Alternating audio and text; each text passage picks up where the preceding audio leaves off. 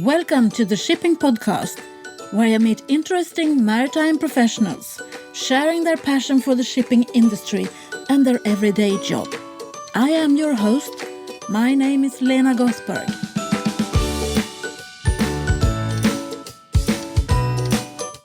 Hello, Shipping Podcast listeners, and welcome to the 180th episode of the Shipping Podcast. I want to try a new approach on you. For more than 6 years, I've been doing an interview show, and I will continue with that. But now I've been pondering to make a podcast series on a specific topic. So what do you know about bunkering? It's not my area of expertise, so I thought, why not explore this together? I will probably get emails correcting me and giving me more profound knowledge than the one I set out to share with you. I welcome that, but please remember that this show is not for the choir, it's for the newcomers or those outside the maritime industry. There are so many different views upon which we can try and find interesting topics to discuss in bunkering. And I will try and find maritime professionals to give you a little bit of background to the various parts. So there is the environmental perspective. It's sustainability. It's my favorite, digitalization. How does that influence the bunker industry? Corruption. We know a little bit about that since before. Regulations, as always. And then there are the technical developments.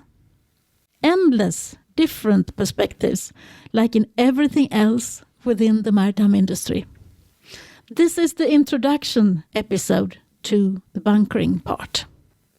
So what is bunkering and what do we mean when talking about it? Bunker is technically any fuel used aboard vessels. This comes from the days when ship sails using coal as fuel, and the term bunker was used to refer to the storage facilities of coal. Since the end of the steamship era, when coal was the fuel on board, the energy used to power ships changed from coal in the 19th century to oil in the 20th century. In the 21st century, as the world moves towards zero emissions, the need for cheaper and more powerful fuels is changing to more eco-friendly and sustainable fuels. So what used to be heavy fuel oil, HFO, is now mainly low-sulfur marine diesel on the existing world fleet. And lately we have seen vessels delivered that runs on gas, like LNG, LPG, etc., and methanol. As a society in general, the maritime industry is looking for new, sustainable, competitive, and flexible fuel solutions, such as hydrogen, wind, green electricity, and so on. I'm not a technical expert, so I will not go into details. But there are a few questions always popping up, and those are how and where to fill up the vessel with fuel, and what will it cost? There are experts on all this, and I intend to enlighten myself and my audience by interviewing them. Before we start, I think I should mention the regulations set up on January 1st, 2020 by IMO, the International Maritime Organization, where ships were banned from using fuels with a sulfur content above 0.5% compared to 3.5% before. These regulations are aimed at improving human health by reducing air pollution. I think that is very important to remember. Why are these regulations put in force? When asking around for an expert on marine bunkering, almost everyone pointed me in the direction of Eugenia Benavides, Maritime Director at Terpel in Colombia. You have to excuse my pronunciation. In Spanish, I don't know one word. I'm sorry about that. I remember meeting Eugenia in Cartagena in Colombia for the World Maritime Day parallel event in 2019. So I know her, and I decided to reach out to her. Eugenia Benavides started working in 1984 as an intern with Organización Terpel in Colombia. Since then, she has held various positions such as marketing director, operations, sales, commercial manager, and external representative of the company. Eugenia, why does everyone point at you when I ask for an expert in bunkering? So I have been working my whole life, or my whole labor life, in Terpel, in service stations, lubricants, and the fuel field.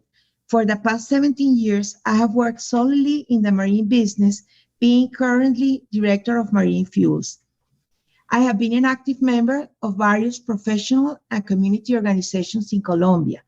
I have also been a speaker at various bunkers, women, and maritime events from Dubai to the Americas, and have conducted the Ibia basic bunker course in different events.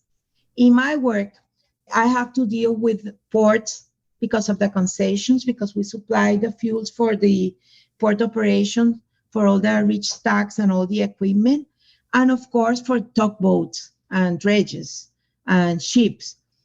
And the bunker business have been changing. You know that on the agenda, there are efforts to decrease the emissions and improve the environmental performance of international shipping companies. And this is a point that is high in all the agendas. And of course, this impacts the fuels. Why is the bunkering industry changing?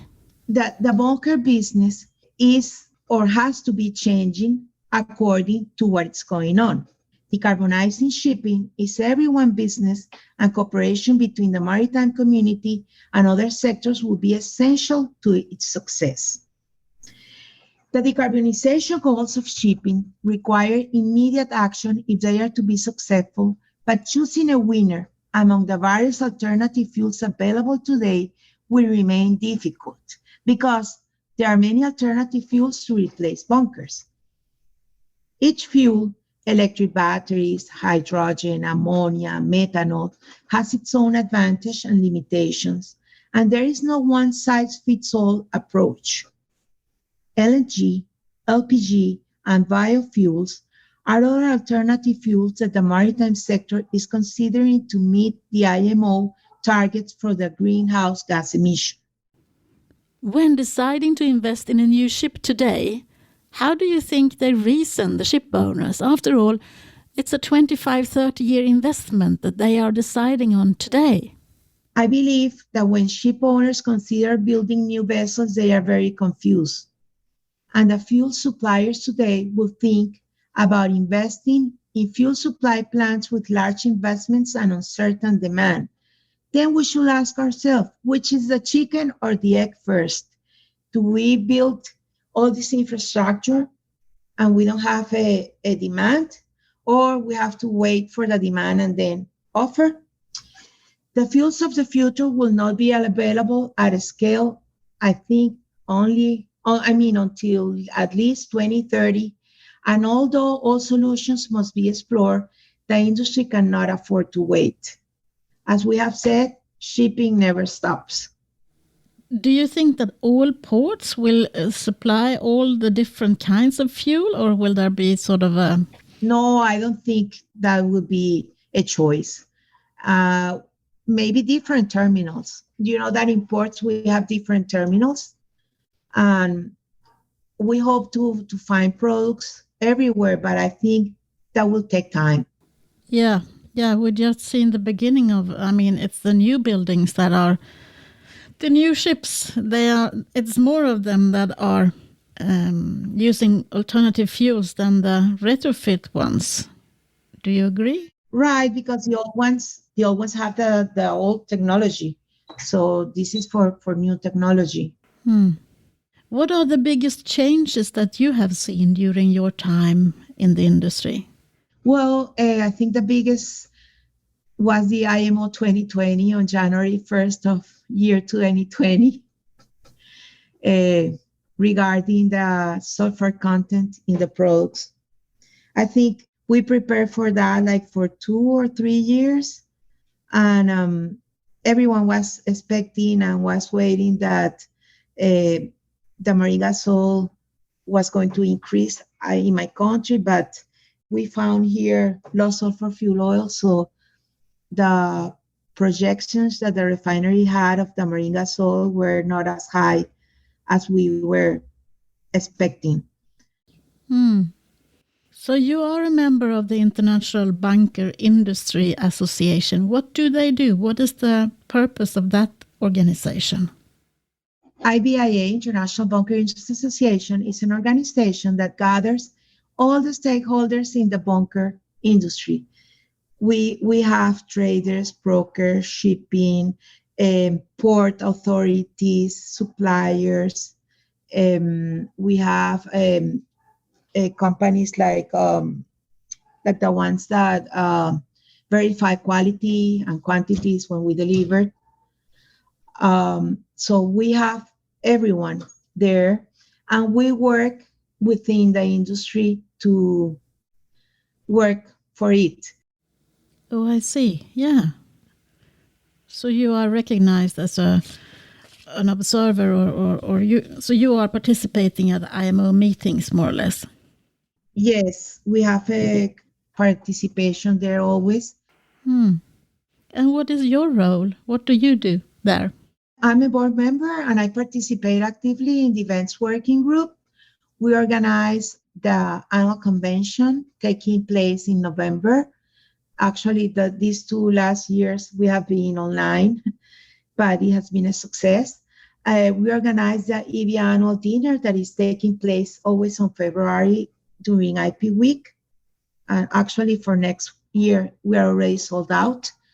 And we organize different events by regions. And we also organize members webinars, monthly talks, where the members can participate and we have people speaking and they are very interactive. We have a website also that is always with all the information regarding the IMO, regarding fuels and what's going on in the shipping business. Sounds very interesting, I think. Yeah, it's very exciting. Being in this association has given me the opportunity to be in different continents, know people, know cultures.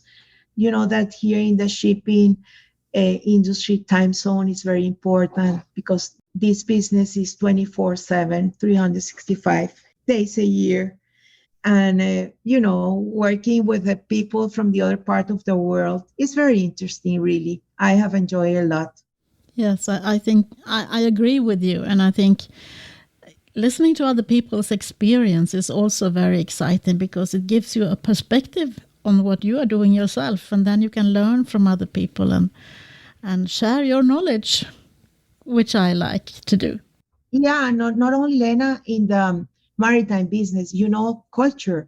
I have very good friends from India, from Turkey, people from Asia, and there are different cultures than me that I am here from the Americas. So I have learned a lot. Food, customs, very, very cultural experience. Yeah, and you were mentioning that the Vista network had also opened some doors for you. Why is it important to be a member of such an organization, you think? Well, being in a Vista Women International Shipping and Trading Association, it gives you or allows you to participate in different events, international or worldwide, and you meet people. I have the privilege of meeting you in Cartagena, and I haven't seen you after that. The Vista Colombia section is actually new. It has 3 years, and it hasn't been easy to start, that. But we have been doing webinars and seminars and getting involved with all the maritime and port authorities here in Colombia. And it has been a hard work to let them know what is Vista, what we are doing. I know you have been in Vista for many years. Tell me you about it. Yeah, about 21 years or something like that.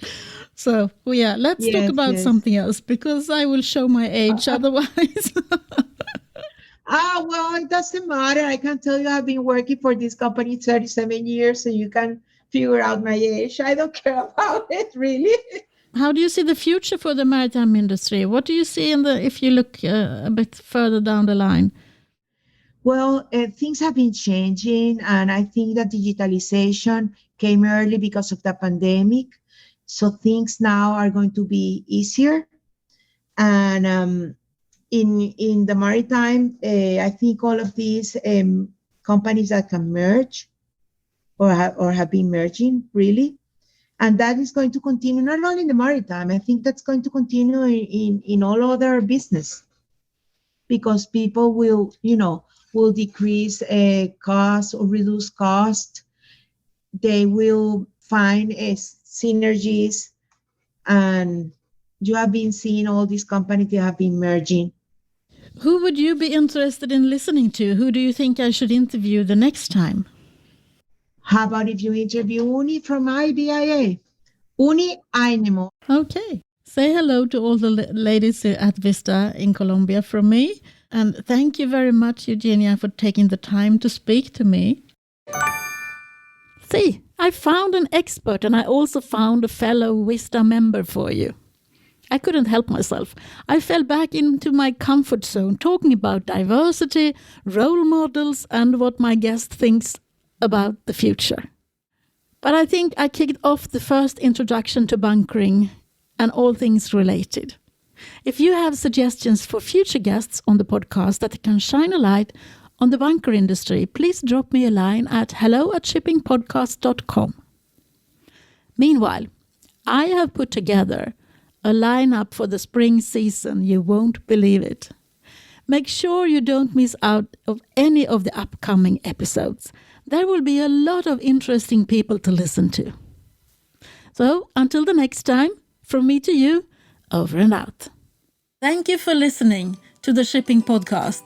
Don't forget to tell everyone that you meet that there is a shipping podcast available, and that they should download it and listen to the maritime professionals who are sharing their passion for the shipping industry.